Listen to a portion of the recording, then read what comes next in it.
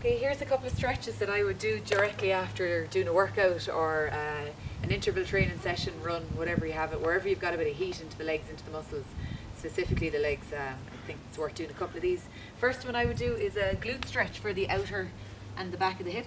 So just lying down onto your back, cross the one foot over onto the thigh, hug the thigh up towards you so you can really feel that this right leg is being basically brought up toward my chest. And take 6 nice deep breaths in there. For the purpose of the video, I'm going to fly through them and you can take your time about them at home.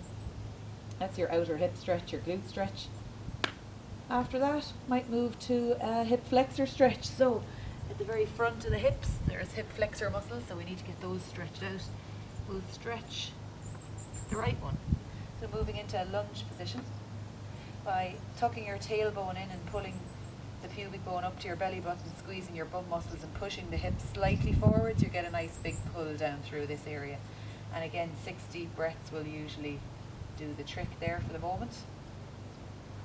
We can move from that into stretching our quads a little more. So if it's comfortable, grab the back foot, deeply stretch down through the quads, obviously challenging your balance as well a little bit.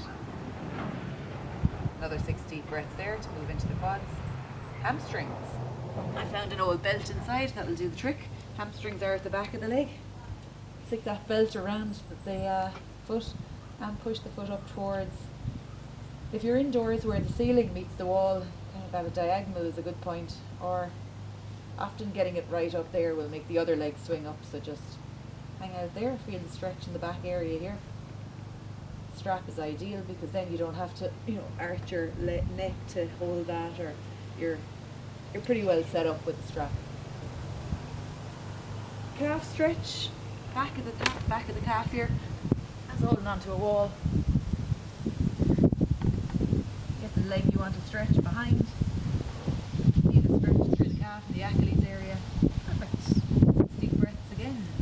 I often finish with a good old downward dog stretch then, just for the entire back part of the legs, and it gives my arms a little bit of a workout as well. Just sending the hips up and back, long straight spine. Just push into one heel and then the other to stretch one hamstring and calf, and then the other. Maybe you want to come up to your tippy toes and then let the heels head in the direction of the ground. Downward dog, enjoy. A couple of nice little post-activity stretches.